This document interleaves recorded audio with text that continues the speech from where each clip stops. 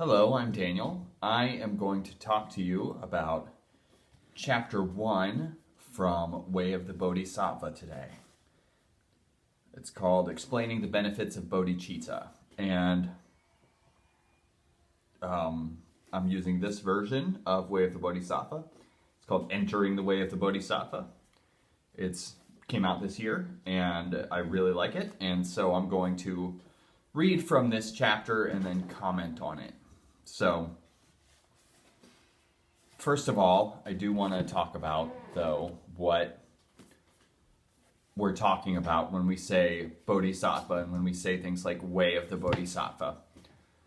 The Way of the Bodhisattva is the Buddhist path of compassion and wisdom, and of realizing your own boundless potential. It comes from this thinking, this point of view that enlightenment or spiritual awakening or growth is our true nature, and that we have a basic goodness and wakefulness that's fundamental to our being.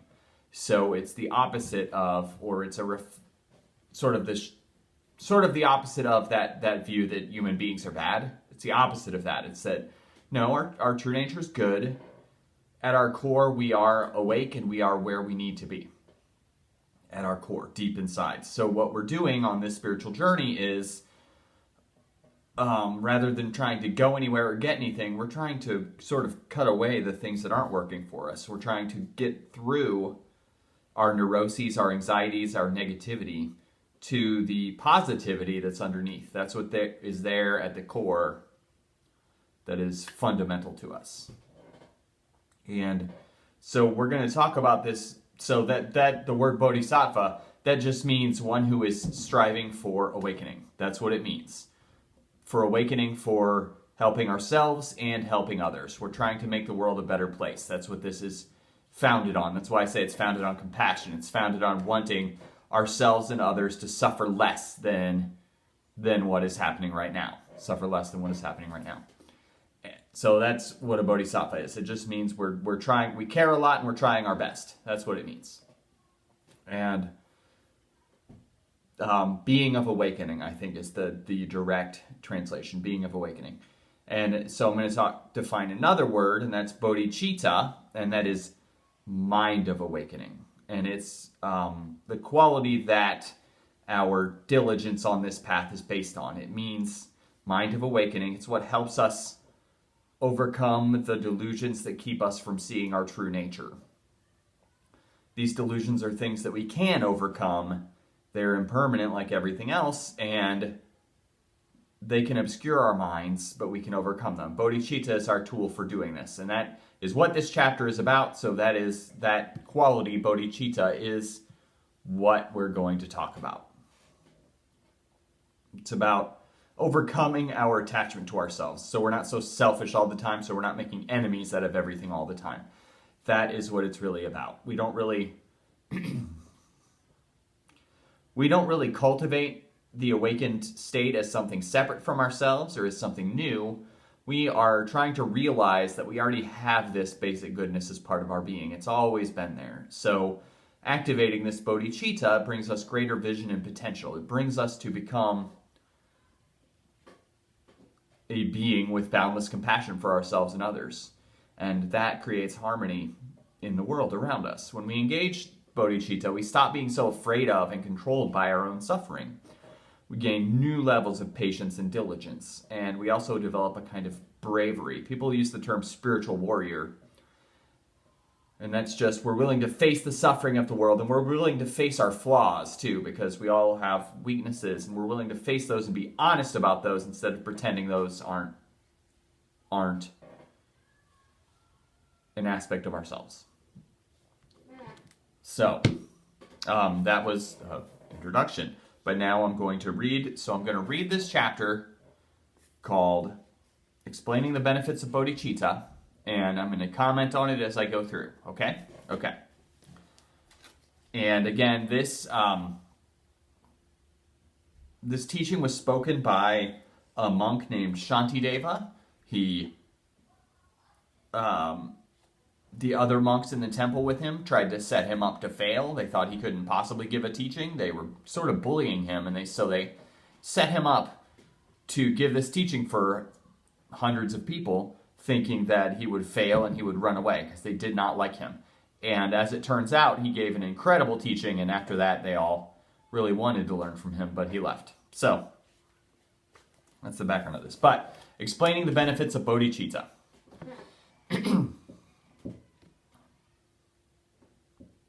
I prostrate to all Buddhas and Bodhisattvas. I prostrate with respect to the Shugatas, who have the Dharmakaya and their offspring, and also to all worthy of veneration. I'll teach in brief, according to the scriptures, the way to enter the Bodhisattva vows. So, prostrating, that is just, essentially he's honoring the teachers, verbally honoring the teachers that have come before. That's what that is. Let's not make that more than it is. He's saying this, I'm standing on the shoulders of other wiser teachers. I won't say anything not said before, nor have I any skill in poetry. Thus, I have not intended this for others. I've written it to cultivate my own mind.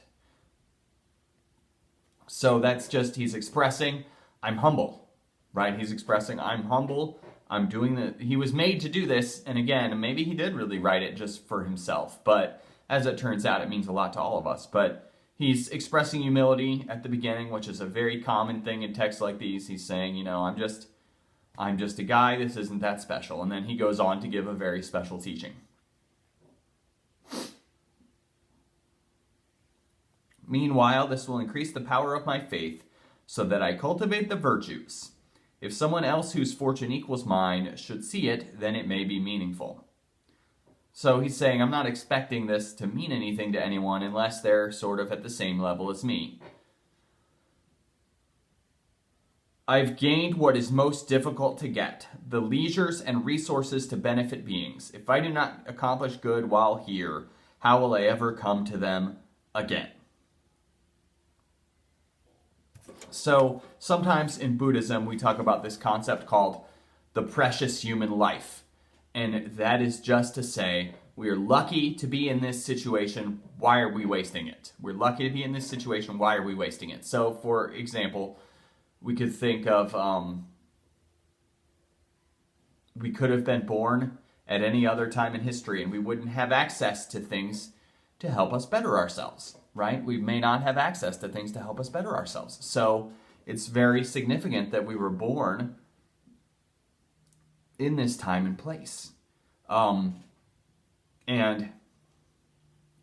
there's a good chance everyone watching this was born in a reasonably wealthy country, right? We all could have been born in an incredibly poor country where it's hard to get food and it's hard to get water.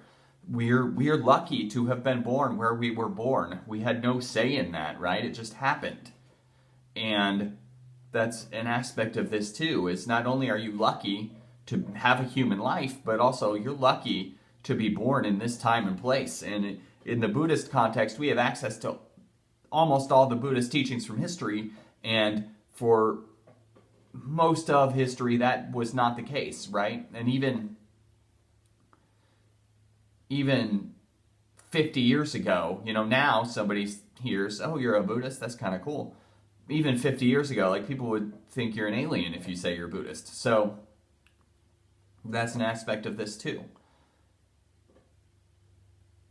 So precious human life just means, man, we're lucky to be here. We got to make the most of it. And an aspect of making the most of it is lessening the suffering of ourselves and others. The truth is, lessening the suffering of others helps us work on our own suffering, helps us work on ourselves and make ourselves better. So even from a selfish standpoint, just caring about others and helping them with their problems, it does help us. Don't think it's selfless. It's selfless in a way, but it does help us too. And making the world a better place makes the world a better place for everyone, including you, right? So that's an aspect of this too. So that's the teaching of the precious human life. It's just that we're lucky to be at this time and place in history, and we can reflect on that, because the truth is, if we were born 100 years ago, we'd have a much less pleasant life than we do. If we were born 200 years ago, still less pleasant, right? And there are plenty of places in the world where you could have been born that would be way worse than this too. So time and place are factors. We are lucky to be here and have this opportunity, so we should take it seriously and strive to make ourselves better and to make the world a better place, because we can. Laziness will not do here.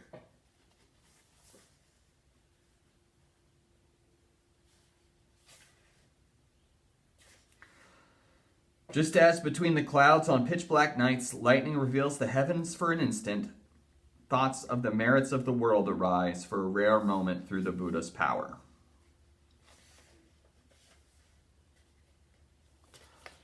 Thus virtues are perpetually weak, the powers of misdeeds are terribly dreadful. Besides the wish for perfect enlightenment, what other virtue triumphs over them?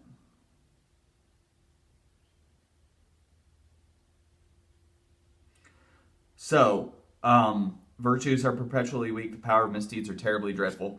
What does that mean? So I think it means, if we can be nice to 100 people in one day, but if we lash out in anger at one person, that affects us more than all the good deeds, right? So in that sense, we have to be very careful. It's the same.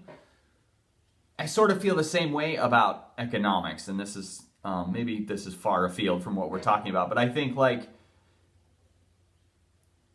if you fall behind on your bills, it sometimes can take twice as long to get caught up as it should. Whereas if you're ahead on your bills, you're just ahead on your bills. But if you fall behind, it can take twice as long to get caught up. You know what I mean? So that's sort of what it is too. Not that that's the same. Not that getting behind on your bills is a misdeed, but it's sort of the same. It seems like it takes twice as much effort to overcome the bad thing as it does to just point to and exemplify the good thing, I think.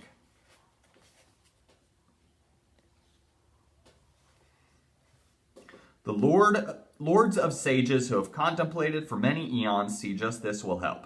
Immeasurable multitudes of beings through this will gain the sublime bliss with ease. No one should ever forsake Bodhichitta, who wants to dispel beings' unhappiness, vanquish the hundreds of miseries of existence, and partake in the many hundreds of joys. If they rouse Bodhichitta in an instant, the wretched fettered in suffering's prison are named the offspring of the Sugatas and revered in the worlds of gods and humans. So, Sugatas are awakened beings. It's another term for awakened beings, or Buddhas. So the text is sort of saying, if we resolve to help others, if we resolve to cultivate this mind of awakening, then we're sort of the offspring of Sugatas. We're joining what we call a lineage, which is something that's talked about in Buddhism, which is just saying, you're part of something. Just from setting an intention to cultivate the mind of awakening, you're part of something. You're part of a community, you're part of a history, and everything that has come before on this path is part of you now. Just from setting the intention. We are all sons and daughters of Buddhas, just from setting the intention to walk this path. Just setting the intention is incredibly important.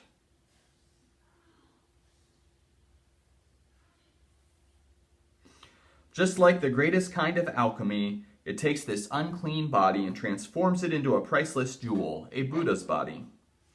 So firmly grasp a hold of Bodhicitta. Examined well by the sole leader of beings with this immeasurable mind, it has great value. So you who wish to leave the places of beings, firmly grasp hold of precious Bodhicitta. And so this is an introductory chapter, and an aspect of this is it sure is talking about how great this text is. And we do have to keep that in mind. So some of this may seem like it's okay, yeah, but what is it? What is it? Well, this is an introductory chapter. And we're going to go on to some verses that just speak metaphorically and say, cultivating bodhicittas like this, cultivating bodhicittas like this, okay? So stay with me. All other virtues, like banana trees, are spent once they have produced a result. The tree of Bodhichitta constantly bears fruit, thus thriving inexhaustibly. Like those who in great danger rely on heroes, why would the careful not rely on that which liberates them in a single instant, even if they have done horrendous wrongs? Like the inferno at an age's end, it burns up great misdeeds in a single instant. The wise protector Maitreya explained its countless benefits to Sudana. We don't need to talk about Maitreya and Sudana right now. But the point is, this text is saying compassion is the center of practice. All you really need is compassion. It is so critical, okay? So we get there by opening our hearts. We get there by caring about others and helping them. That is central to what we're talking about here. It's all love. It's all you need is love, okay?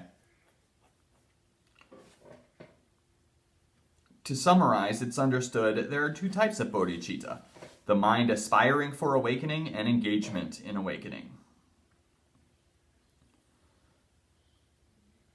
Just as they know the difference between the wish to go and going, the wise should understand the contrast between these two respectively. So, now we're talking about, there's two kinds of bodhicitta. There's two kinds of the mind of awakening. And one is aspiring, and that's just wishing good things for others, having no bad feelings in your heart for other people. And then the second one is engagement. That is actually doing things. So, donating your time and energy, helping others, talking to people that need someone to talk to, and listening. These are actually doing things, right? Wishing well on others is good, but that engagement comes from actually doing things. Life's about showing up.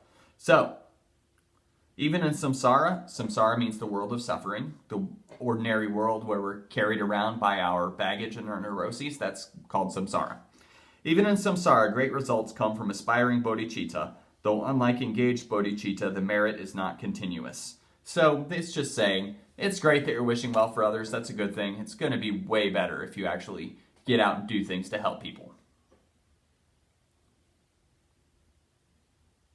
But from the moment when, for the sake of freeing beings in infinite realms, you truly take up this intent with irreversible resolve, from that time on, the many powers of merit flow forth unremitting in torrents equal to the sky, even when you're asleep or careless.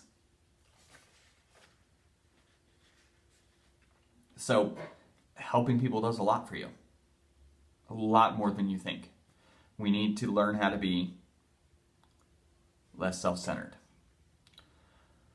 The Tathagata, that's another name for the Buddha, I wish it just said the Buddha, himself explained this and its reasons for the sake of beings inclined to the foundation in the sutra requested by Subahu. That is a text, and that's the same one that was referenced earlier. It's a story about this guy who really wants spiritual teachings, and he goes to a teacher named Maitreya and says, hey, give me spiritual teachings, please. Help me find awakening. And Maitreya tells him a story about a person who had pain in his head and was really suffering with pain in his head, and this person just put out into the world. He just said, I wish no one had pain in their...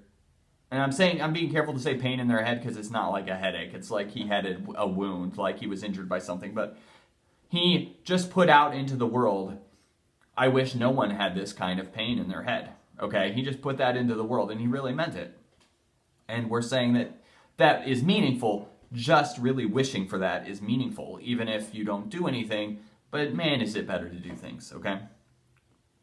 If someone who benevolently intends to merely eliminate sharp pains in sentient beings' heads possesses immeasurable merit, what need to speak of those who wish to rid all sentient beings of untold distresses and endow each one with boundless qualities? So from that story,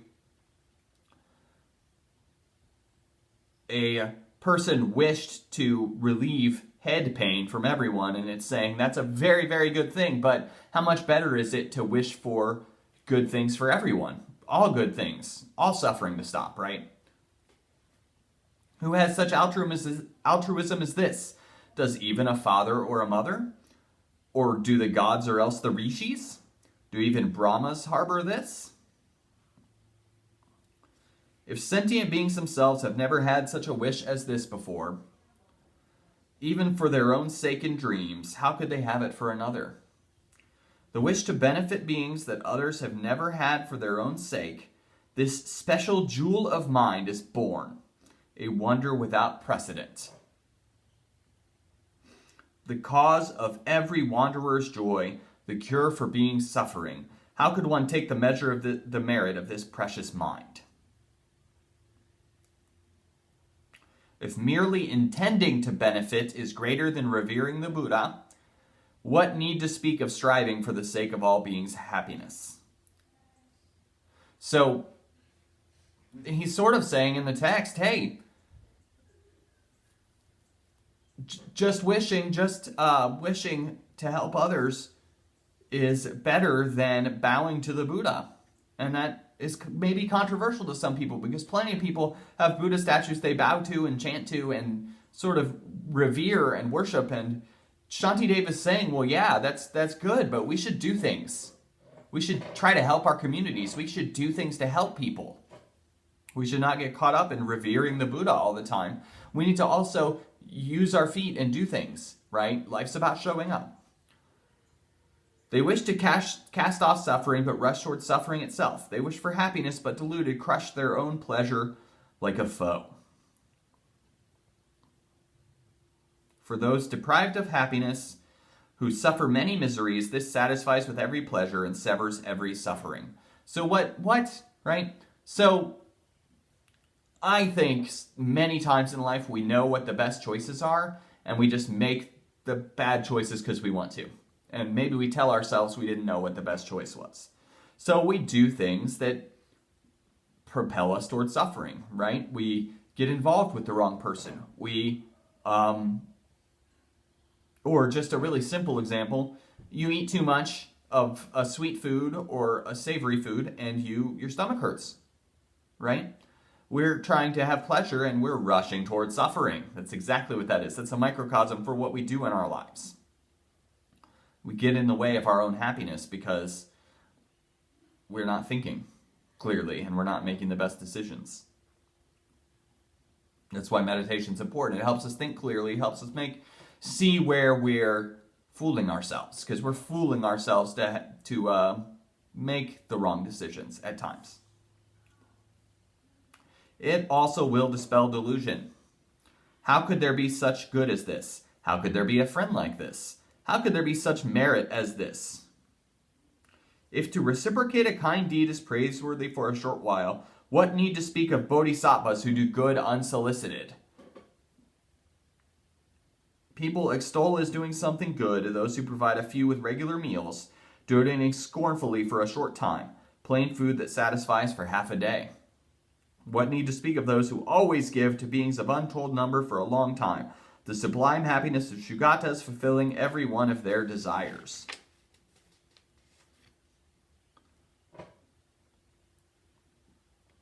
Someone who rouses a malicious thought towards such a patron, offspring of the victors is another word for enlightened beings, will dwell in hell as many eons as the count of their bad thoughts, the sage has said. I think that's metaphorical. I don't take that to be literal. Hell, I see as more of a state of mind, that state of mind where nothing satisfies you, where you're really unhappy, rather than like literally a place you're going to go. But the results of someone feeling faith proliferate in far greater abundance with bodhisattvas. Even grave events don't bring misdeeds. Good naturally increases. So even when things are going south, even when life is falling apart, we want to keep it together and still reflect on how to help others. We still want to reflect on compassion being the central core of our lives. And that's hard to do. When you've had a bad day, if you've ever had a bad day, and I'm sure you have, You can lash out at people very easily, right? You can have a bad day at work and get home and be mean to the kids or be short with the kids. We're talking about learning how to not do that. How to not do that. How to not carry that baggage around and let it afflict ourselves and others. This is the final verse of chapter 1. I prostrate to the bodies of those in whom this jewel, the sublime attitude, is born. Even harming them will lead to happiness. I go for refuge to the well springs of joy. So, he's saying, we are going to place our minds and hearts in compassion, and that is our refuge. That is our refuge. There's a story about a student who goes to his teacher, and he says, "Teacher, I'm feeling very discouraged. What should I do?" And the teacher says, "Go encourage others." And that, to me, I think of that often. That means so much to me. If you want to be happy, practice compassion. If you want others to be happy, practice compassion. Compassion and kindness. That is the center of this. Compassion and kindness. And our meditation practice brings us insight into our lives so we can see more clearly what the best choices are for ourselves and the world around us. And so we don't react all the time, but rather we can think about how to respond to situations instead of just having that knee-jerk reaction where a thing happens and then I do my thing, right? That's sort of what we're talking about here too.